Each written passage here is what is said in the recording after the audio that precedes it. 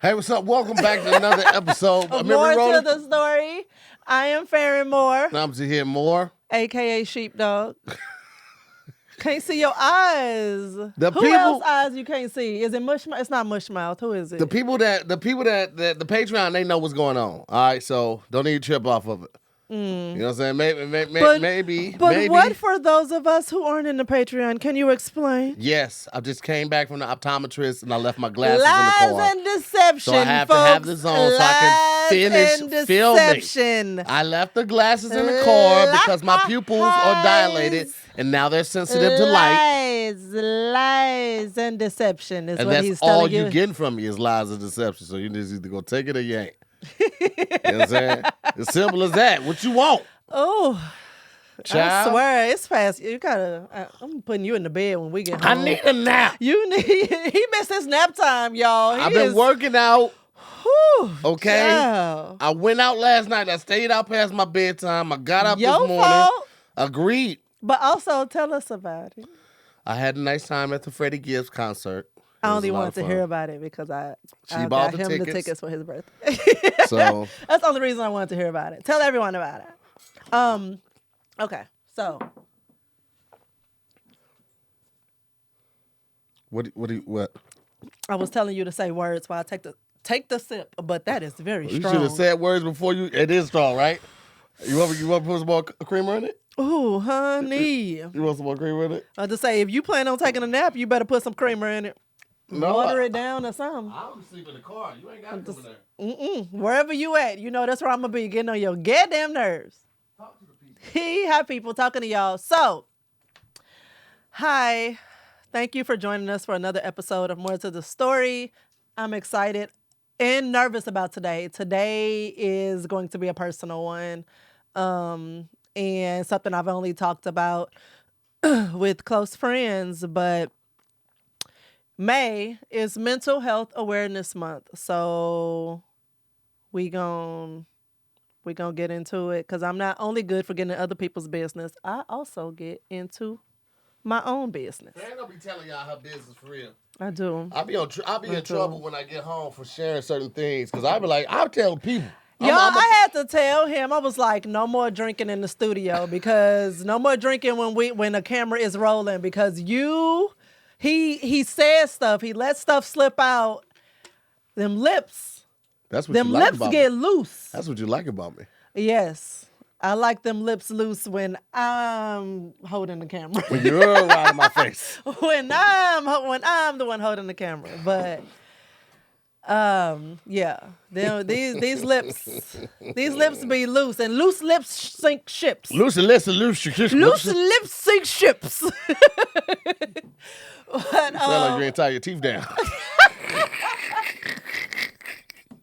that probably didn't hurt, so I stopped using it.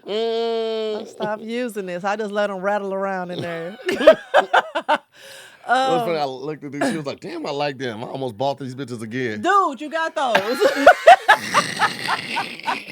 You got them shoes. Put that down. Focus. You at work. All right, here we go. I'm about to write you the up. black ones though? I know. Buy me those. Focus.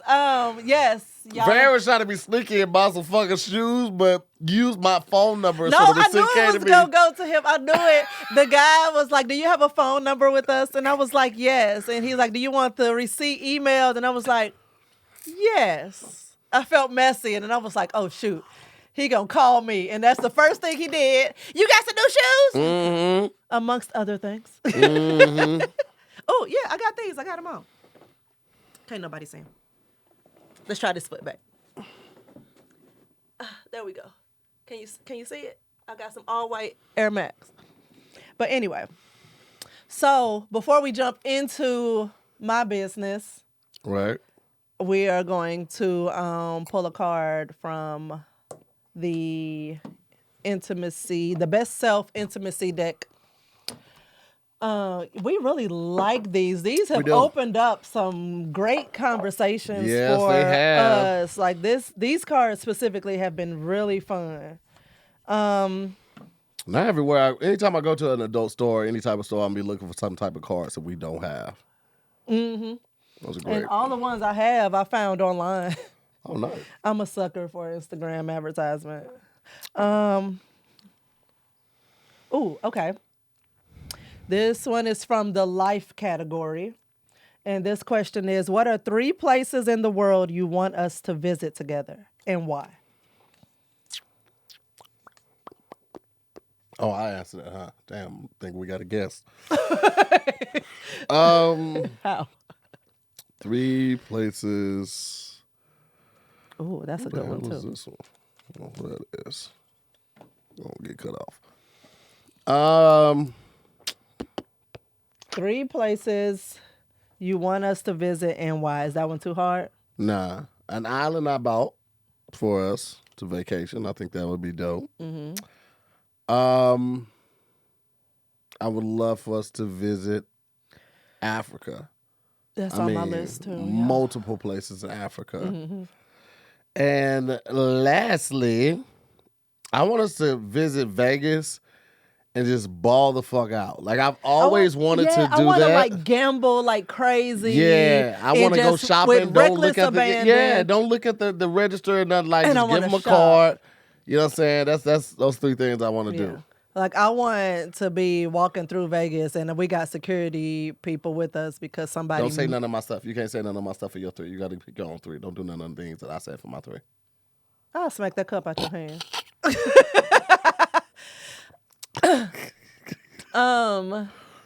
Well, Africa was already on my list, like they don't beforehand. Whatever.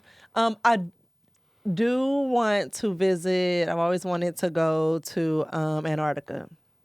Okay, you gonna get kidnapped up there. And you gonna get snatched, and I am not Liam Neeson. I do not have a certain set of skills. That's gonna make you very difficult to deal with. Listen, they will get annoyed with Farron to bring her back though. They be like, hey man, come get your chick, man. This motherfucker won't stop talking, man. She been bouncing off the back of the white van since we picked her ass up, bro. I do not have that much energy. I'm not that crazy. I mean, to save my life, I will do those things.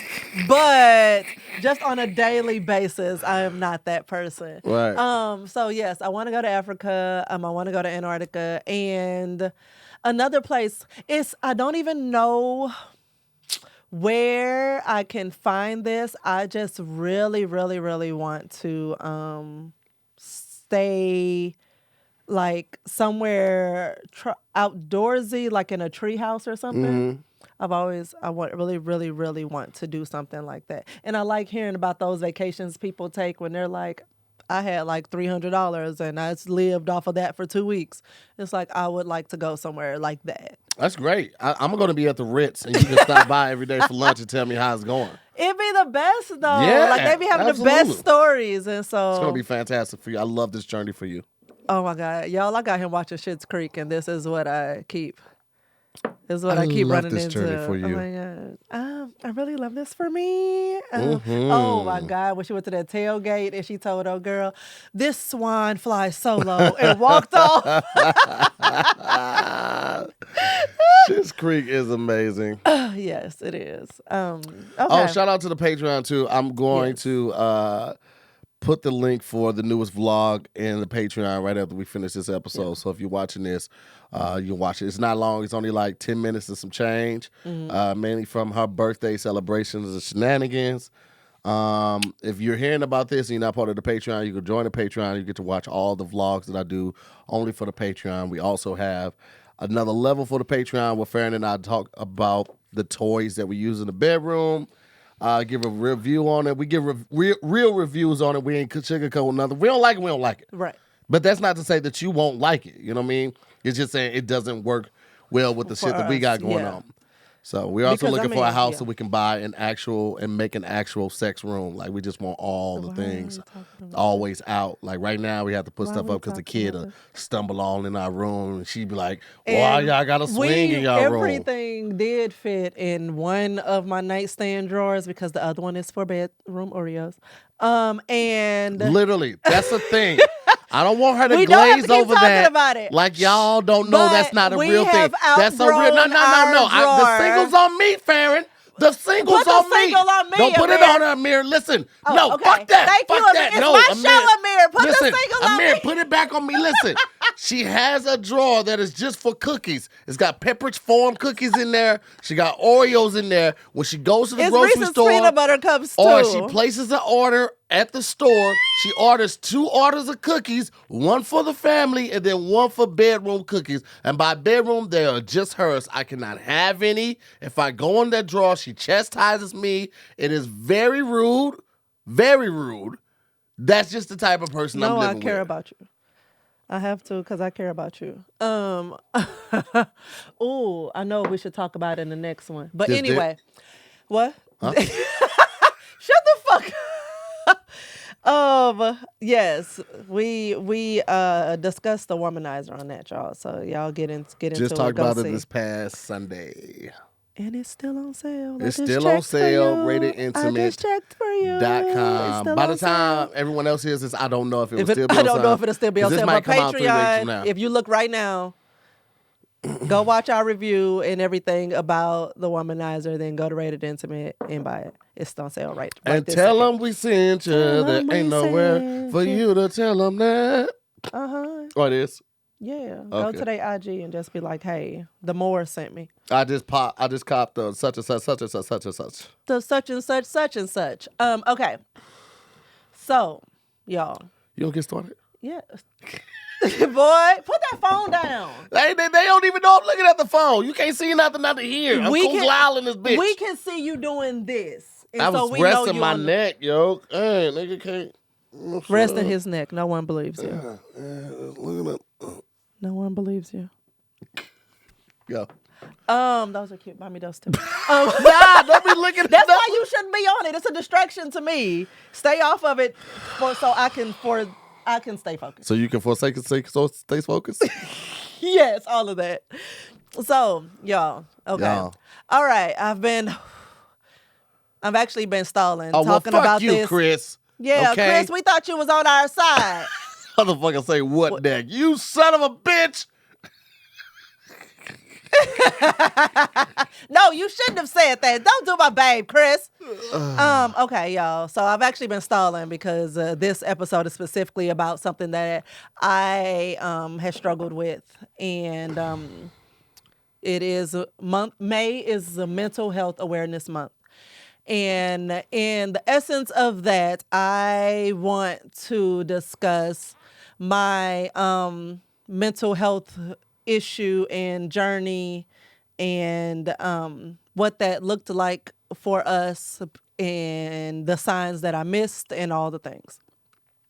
So it'll be a year, I think, in July when I was diagnosed with general anxiety disorder and mild depression. I knew about the anxiety part because I am constantly, well, at the time, I was constantly like living in the past. And I did not realize that that's yes, it just got real. I did not realize that that's what was happening actually until I started watching Big Mouth. And I knew that, I would have panic attacks every once in a while when things, when I was triggered, or I would just constantly just kind of be in the past, like reliving conversations or different scenarios, like playing them over and over and over in my head. Or sometimes I would be in the future and thinking about a future conversation I wanted to have or that may come up. And I would like play both sides of the conversation, and when this person says this, then I'm gonna say this, then I'm gonna say this, and I was just going back and forth and like spiraling out of control on different topics, like pretty constantly, and it seemed to be progressing. The older I got, as the years passed, it seemed to be getting worse.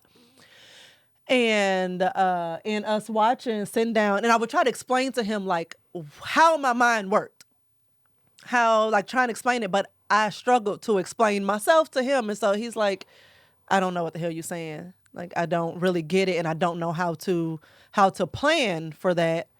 Uh, all he was forced to do, all Tahir was forced to do was like kind of always have his guard up, not knowing how I would respond to a situation or which version of Farron he was going to walk into, which is why I stress all the time when he says that I helped him with communication. I'm like, I forced you to talk about things, but I was not always handling things the right way. I was not always in a position to discuss them the right way because of my own mental state. And so, yes, I pushed him to be more vocal because he would just sit on things. But then, even after he got more vocal, it was still like us both getting to the point where we could discuss difficult things without getting upset, because us being more vocal was also came with a lot of upset and drama sometimes,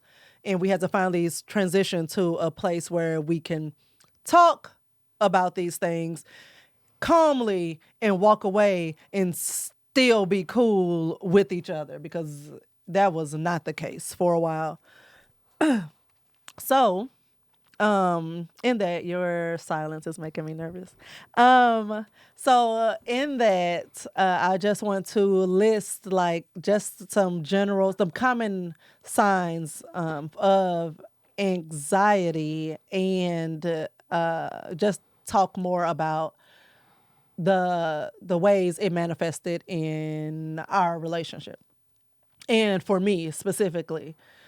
So, some common signs and symptoms are feeling nervous or tense or restless, always feeling like something's going to go wrong, constantly a feeling of impending danger, like it's always something bad coming around the corner.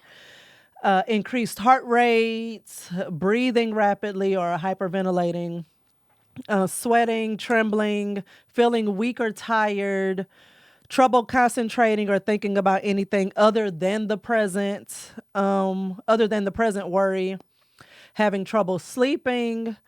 I even found out GI problems is another symptom or sign of anxiety. I did not know that, but that makes sense. So after reading it, it makes sense. Having difficulty controlling worry, and having the urge to avoid things that trigger anxiety.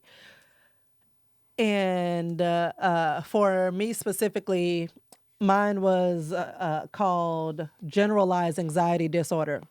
And that includes persistent and excessive anxiety and worry about activities or events, even ordinary routine issues. The worry is out of proportion to the actual circumstance, is difficult to control, and affects how you feel physically.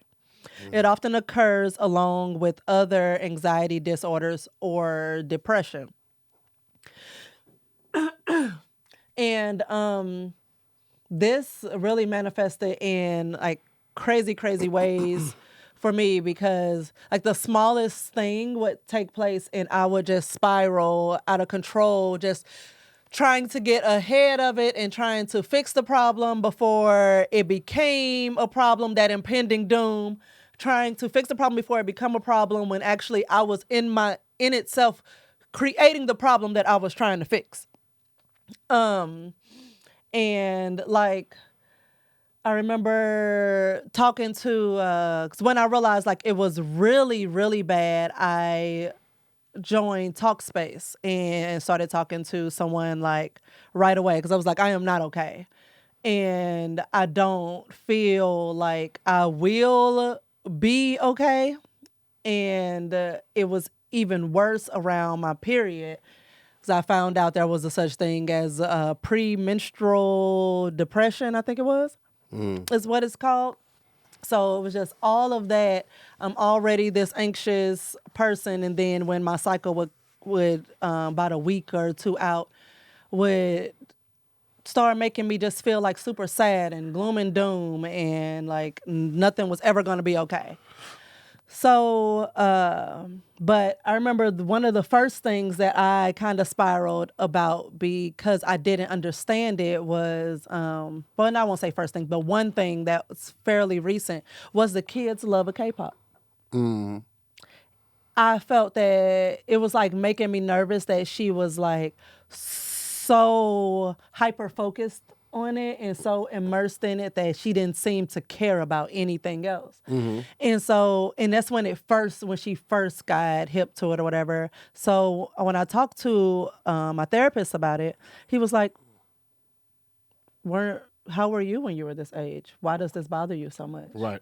And it was like, I don't actually know. Like, I'm just worried about her sense of focus, but this isn't out of the ordinary for a 15, 16-year-old kid. Not at all. Well, at the time, she was 15, 15. So it's like, this isn't out of the ordinary. And so he just like made it sound like super simple and kind of made me feel crazy. But he just made it sound super simple. Like, why are you even stressed about this? And something else I realized I would do is like when we talked on Patreon about, when do you feel less loved? That was one of the questions in the conversation box, right? A lot of the time, especially early before the diagnosis and everything, and before I found a way to manage it, I would always perceive that I wasn't wanted around.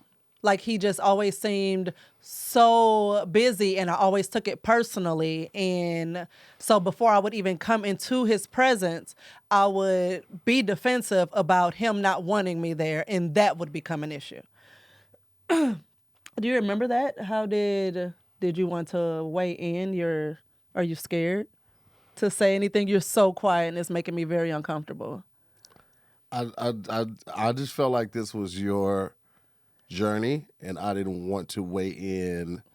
But you experienced it with me. Yeah, but I'm a pleaser, so we might have come to this bridge earlier if I had spoke up for myself in certain situations. But I'm always gonna put my wife first. I'm always gonna fall on the sword for the most part, and only sing your praises. I ain't never really gonna put this part out here because it's such a truth that I feel like it's a truth that only you should tell.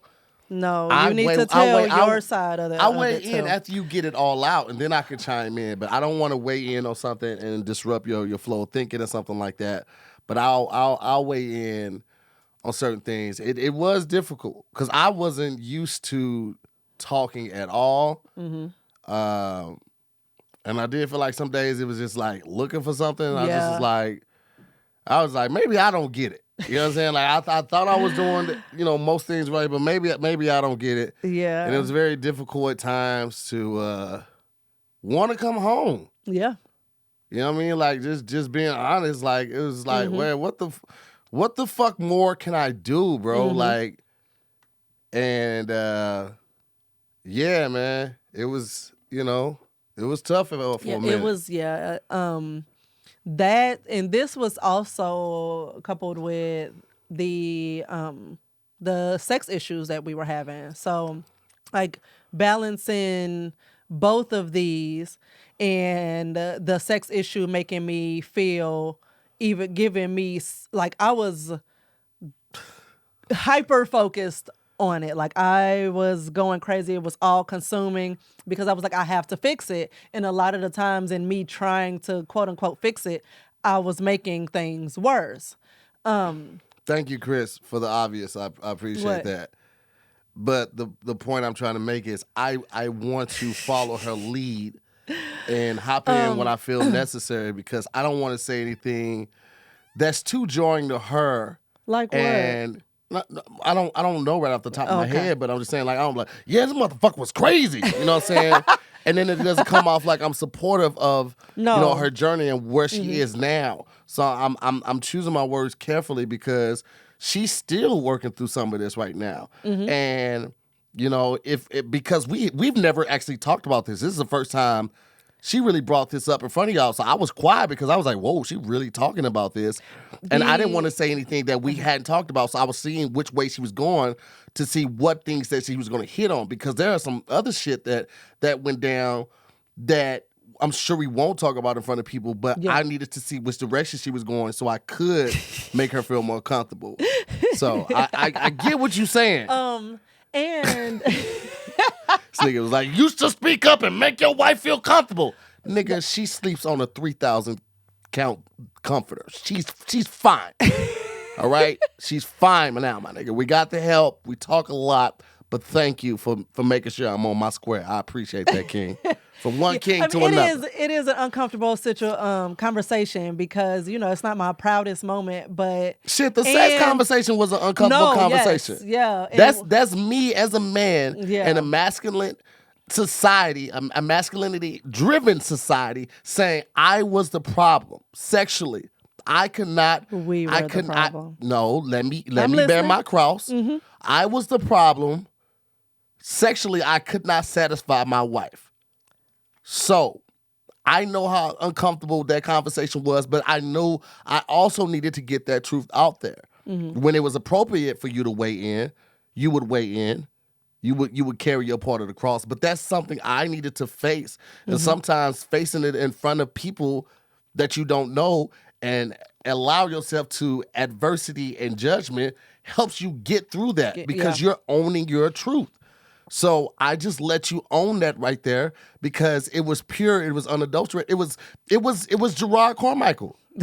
You were talking through it the same way he was talking through it that night. And I didn't see the opening for me to getting there. No, just yet. I get it, but I was just, I was pitting out. So I'm like, babe, say words. No, pit out. Don't walk in that truth. Walk in that truth. Yeah. Sometimes you just get it out. Yeah. So in learning more what anxiety looks like and how it manifests, because I thought it was just like work related at first. I knew that I was having panic attacks at work. Mm-hmm. Things would get really stressful. And sometimes I would call or text you like, I can't catch my breath. Mm-hmm. I'm not okay. And, you would call me or we would talk it out and breathe through it and stuff. But I did not think to apply that same thing to home. You wouldn't. You would think that's a safe space and it wouldn't. Right. And even in me thinking, home, we're supposed to be each other's peace or whatever, it was a lot of the times it was not peaceful. It was very uncomfortable and awkward and all the things. And so much so, especially internally for me, because I was fueling myself with these scenarios these narratives that I was creating and breathing life into and making real to me and bringing them to him like they were real. And once we would talk it out, once I said the words out loud that I had been thinking and festering on, it's like, bitch, that don't make sense. You forgot about this, and this. And like you're not making sense. And something I realized that was not listed here, but it's also a symptom of anxiety, is memory problems. Mm-hmm. I found that out from my psychiatrist because while my memory is still shit, it's better than it was before. Stop shaking your head so hard. It's still shit. Still shit. It is not as bad as it was. That's true. Before. Farron is the type of person, I will tell her something 20 minutes prior. Mm-hmm. And then 20 minutes again, she'll ask me about it. Mm-hmm. And one of my pet peeves is repeating myself. It may be from being a teacher. It upsets It may him be from so just much. being a real nigga. Like, I swear I'm not doing it on purpose. Like, I know she's not, but my mind immediately goes to her trying to catch me up on some shit. I'm like, I just told you where I'm going. Like, ain't nobody finna change their story. What you think I'm out here doing, my nigga? Like, I get so triggered by it. I have had this shit memory since the beginning of our marriage, and he still gets frustrated when I ask him to repeat himself. And I'm like, dude, have you not met me? I hate repeating myself. Have you not met me? But anyway. Repeating myself only gives way for an opportunity for me to mess up. If I get it right one time, don't ask me again, because the second time I'm going to fuck these words up. These words are going to trip down my tongue steps. Oh, God. Oh, my God. Drink your little water, please. Don't minimize my water. Don't minimize my sip. Go ahead, take your little sip of your little water and chill out. But, so that's just like, it would be anything. I remember I called myself trying to, work on our communication and focus on our relationship and stuff. And I know it was this one time because I was like, we're broken and I have to fix it and blah, blah, blah. So I started like texting him these probing questions, like some shit that you would find in a deck of cards like this. I had actually downloaded, what was that app that we use? Lasting. And so I would get like prompts from them or whatever, and I would send him like probing questions. But when I tell y'all, these questions would upset him so much that I just stopped. Because they would come so random, and if I'm out, I'm usually working, right? In the daytime specifically. And she would be sending me this shit, and I'm like, yo, what are you? I would be at filming, work too. And I'm like, yo, hey, where is this coming from, B? Who you talking to? Who are you talking to that's telling me to ask me this shit? Straight up, cut that bitch off. I don't want you hanging around her no more. Whew. And it was like, this relationship app, it said that I should care about this. Delete it off your phone. I'm not paying for that. Delete it. That shit is a dub. So, but I did notice in going through this and learning more about how anxiety manifests itself that it has been present since I was a child. Mm-hmm. I had separation anxiety. I was very much a mama's baby, and I absolutely hated if she left me anywhere. And this was like, I was like old enough to be okay being left at a family member's house or at a friend's house or whatever. But I would like literally kind of panic unless I was super excited to be there. Mm-hmm.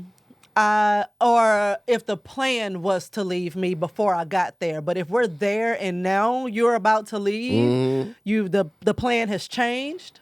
Oh, I'm flipping out. I would get separation anxiety at separation anxiety when we were about to leave buffets because I wasn't used to eating whatever I wanted. And so they were like, yo, it's time to go. I'm like, it's time to go. I ain't had enough dessert yet. I was going to double back for some more shit. I just it's lose the leaving my shit. That's hard? Yeah. I mean, I'd fall out loud. I have a full-on fit right there next to the fudge fountain because I was not. Yeah. Yes. And you telling me Emma Jean stood for this? No, she whooped me. Oh, she whooped me real and you hard. still did it? Yeah. Sometimes you gotta find the hill to die on. So separation anxiety disorder, we just gone. Is a childhood disorder characterized by anxiety that's excessive for the child's developmental level and related to separation from parents or others who have parental roles. So I know one time, I love the crap out of my godmother, and I still remember this. I love the crap out of my godmother, but I went there with my mom, and we were at her house for a few hours, and then I brought up like staying the night, but I only wanted to stay the night if my mom was staying. And I was like maybe 10 at the time. So I was old enough to be left. Mm-hmm. And my mom got ready to leave, and I just burst into tears out of nowhere. I cried, but then I also didn't want to leave. Mm-hmm. And so she ended up spending the night with me. Spoiled little asshole. But yeah, that was, I mean, and then it was someone else. I was at their house. I was supposed to stay for the whole weekend.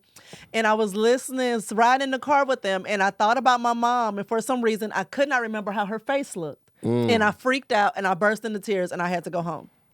So I've never. I know your aunties used to talk about, yeah, I'm supposed to go get Farron. Farron? Oh, her little crying ass. Let me tell you something. That little girl ain't bringing her ass over my house no more. Had to take her home at 2 o'clock in the morning because this heifer talking about she can't remember what her mama looked like. Bitch, close your eyes. Dream about her.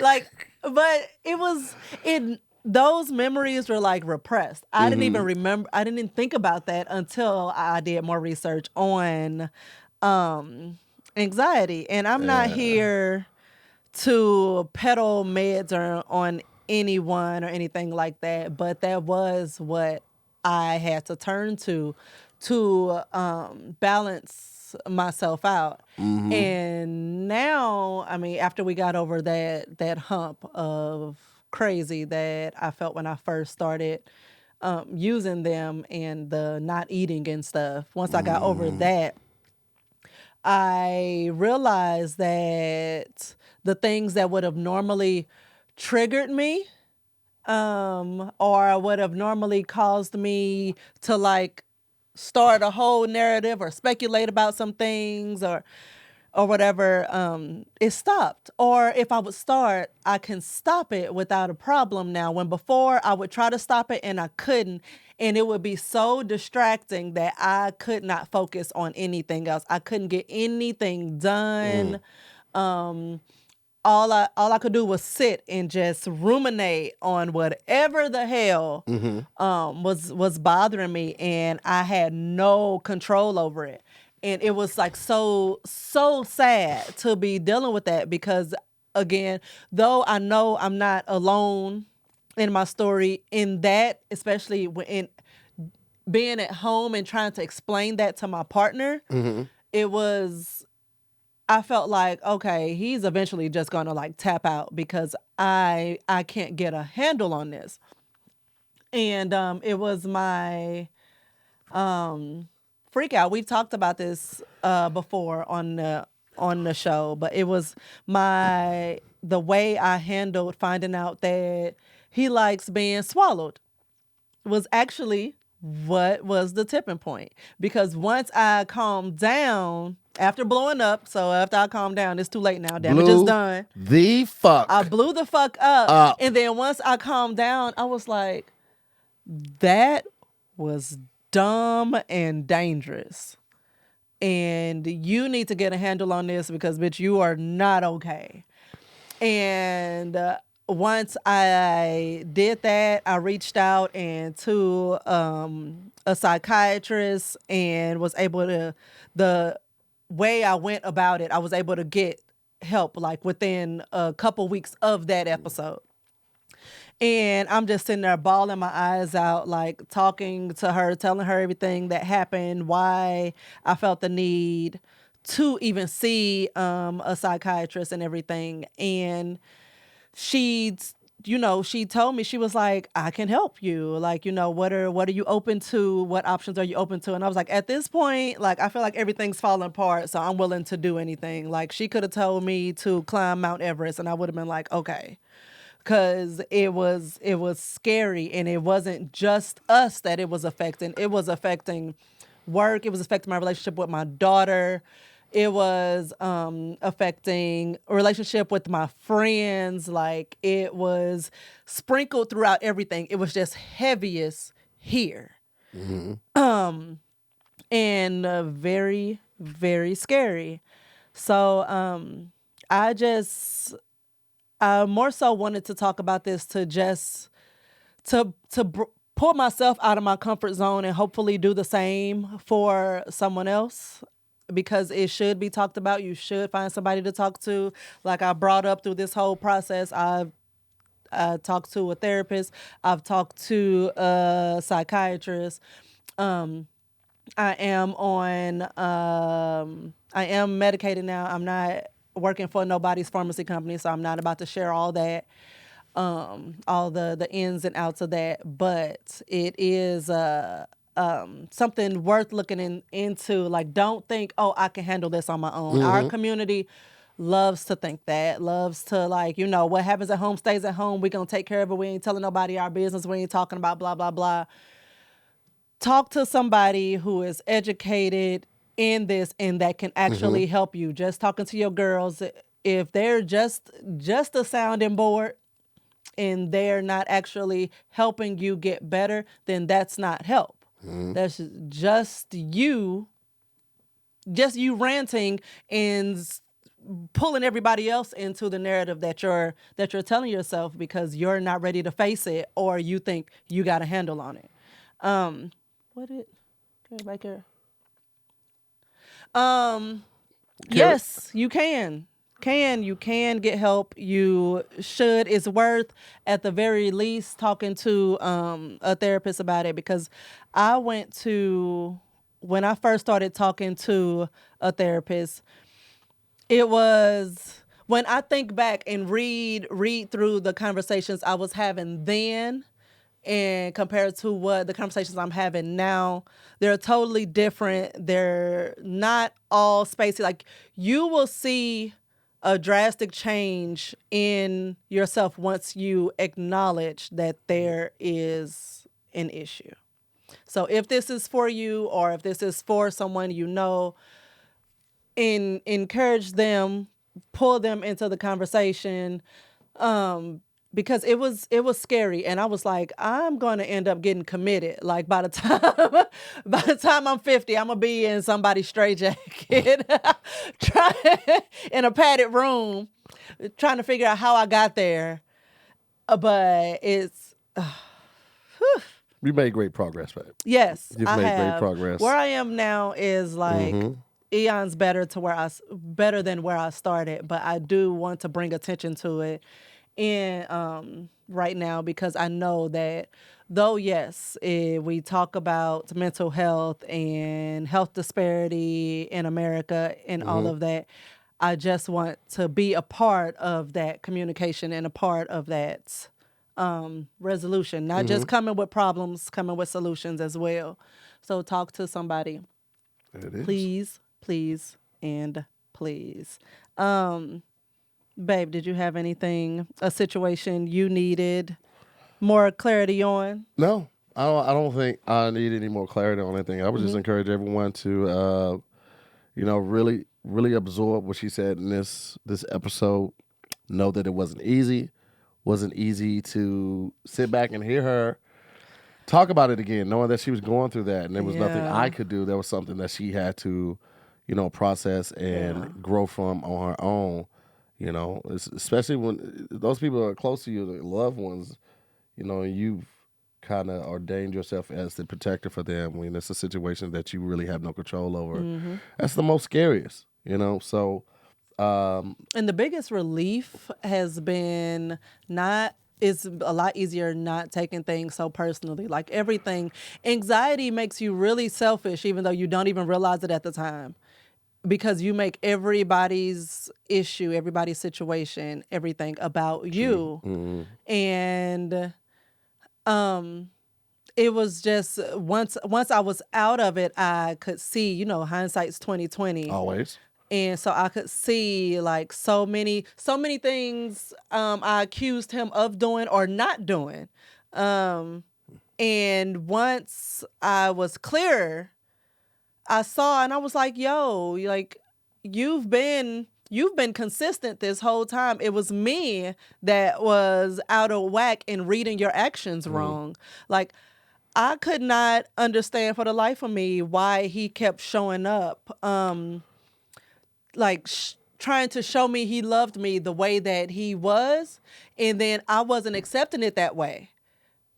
It was taking a negative turn quite often. And once I was clear, and I was like, no, him going out of his way to do XYZ is him showing you that he loves you. Like, it doesn't have to be this exact way every time. You're missing the big picture. And I was missing the big picture a lot. So, even with, I do feel like sometimes, though, that it makes me a little too lax because I had a bad parent moment. And I call it that because, us growing up, when our kids would go visit a friend, we needed phone numbers, we needed addresses, we needed all of that. And the kid called me from school and was like, "Can I walk to my friend's house?" And I was like, "Sure." And I got off the phone. And I was like, I don't know where this baby live. I ain't got this baby's phone number. I don't know parents' names. I don't know parents' phone number. I was like, all I literally have is my daughter's phone number. Mm-hmm. And if I can't reach her, I have no clue where my child is. No. But one saving grace, but if she loses her phone, then I'm screwed. But one saving grace was that I always have her location. Mm-hmm.